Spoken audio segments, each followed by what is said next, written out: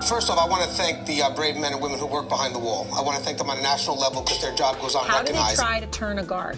Well, correctional officer. Sorry, I apologize. But correctional officer. How you guys doing today? It's Anthony Gangi, host of Tier Talk. Got a great email.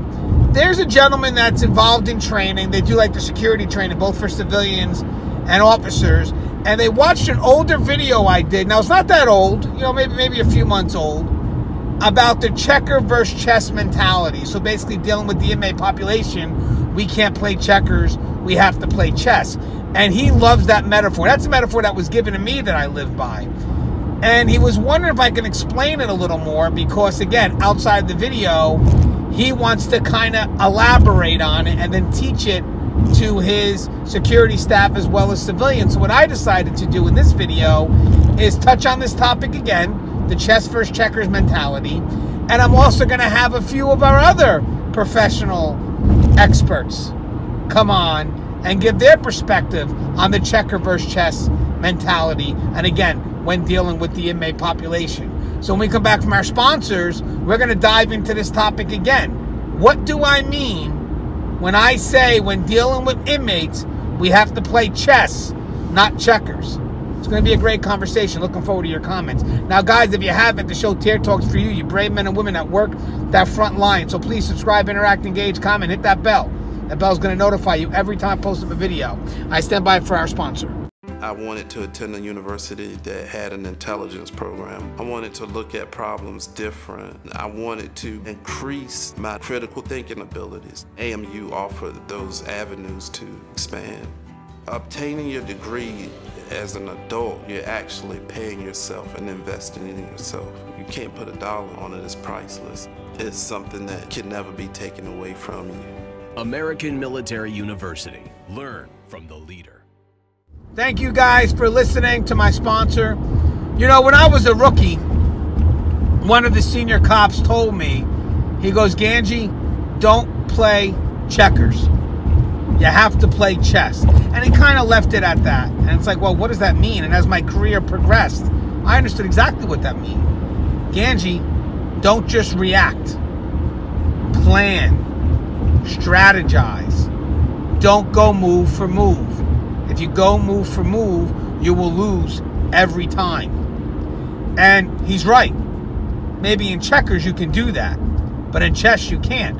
In chess, you have to think about your move, how your opponent's going to react to that move, what you're going to do after their reaction, and then what they got to do, and you're basically going 5 steps ahead till eventually the king is gone. So again, it's a very strategic game. And he tried to play out that that's the same when dealing with the inmate population. The inmates know that we have to react in a certain way. So if we play like checkers, going tit for tat, we'll never win. We'll always be under their control. So the game here is to be 5 steps ahead. Sure, we have to react in a certain way, but can we do it in a manner that gets the inmates to lose their sense of control over our immediate and unfortunately necessary response? Because guys, don't forget, in corrections, most of how we react or most of what we do is policy and procedure. So inmates know that. So is there some way within that policy and procedure to gain that sense of control back? And that's the key, because remember, inmates get us to automatically react. They're in control. So we have to find a way within our automatic reaction to gain that control back.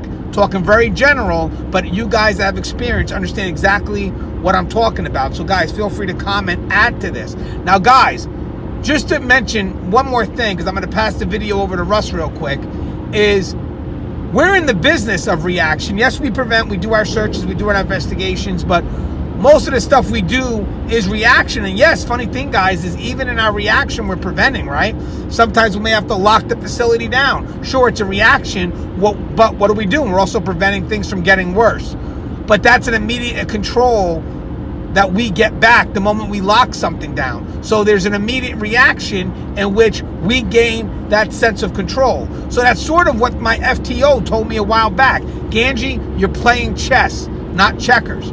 You're not going move for move. So every time you commit to a move or you're forced to commit to a move, how do you make sure that you take that control and power back?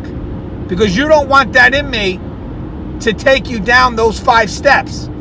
Eventually, you're going to have to take the steps that you need to regain control.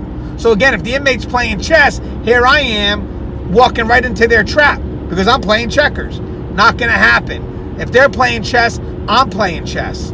So at the end of the day is, if they're going to commit me to a move, then I have to know exactly what the outcome of those moves are going to be. I have to plan for that. And I have to do what I can to gain control within those parameters.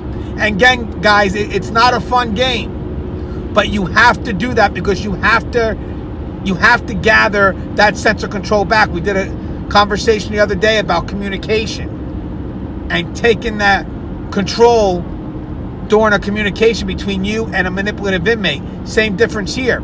I can let the inmate take me down this path of the unknown and just see where it heads, but at the end of the day, I'm going to lose. I am going to lose. So I have to be ready that this is where the inmate's going to take me. What's my next move? How do I break out of this parameter? How do I regain my sense of control? I have to play chess because I will lose if I play checkers. Hey, Russ, what's your thought? Hey, everyone. Russ Hamilton here. I'm a retired sergeant from California Department of Corrections.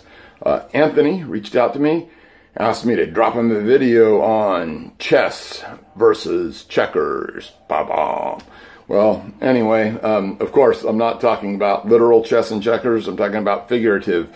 Who's playing it and why they're playing it. And I'm afraid that in some situations and stuff, it's not us that are playing chess, it's the inmates that are playing chess. Real good example that I can give you of this one is simply, let's look at some policies and procedures and various grievances and stuff that inmates are able to file. Specifically, thank you federal government, PREA, all right? PREA, noble cause, terrible policy.